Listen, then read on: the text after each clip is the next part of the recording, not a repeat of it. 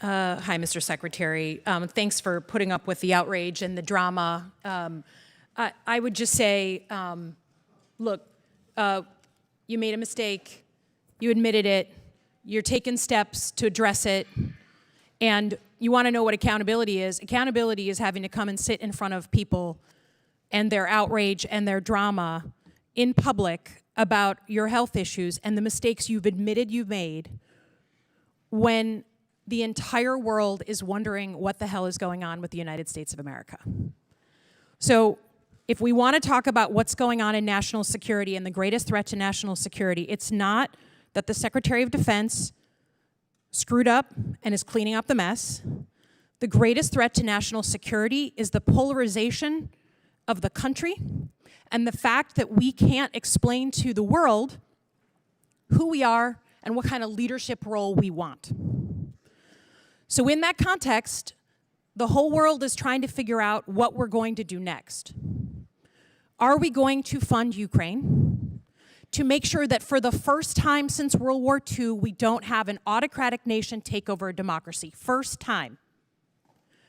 Are we going to send a signal to the Chinese and the Chinese government that we still want a leadership role in the in the world, and we're willing to back that up with strength, with force, and with action? We have got our soldiers being shot at in the Middle East by the Iranians. We've got a lot going on. And I would hazard a guess that the people who are most stridently dramatic about this issue are the very ones who have said publicly that they don't intend to support protecting Ukraine against Putin. They don't care about what's going on in Taiwan. They don't want that strong role in the world. They want to distract us with this and everything else that they're yelling about, because they are ceding our leadership role in the world. And U.S. leadership is far from perfect, but I would take U.S. leadership over Chinese leadership or Russian leadership any single day. So watch the outrage, and you can correlate that to how much they don't want to talk about their sucking up to their whoever, political masters, and denying the United States of America its leadership role that it has held since World War II.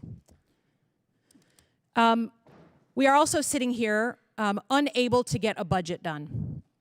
A budget for the whole government, not just the Pentagon. We're living on these now 1-week extensions, 2 months extensions, going on and on.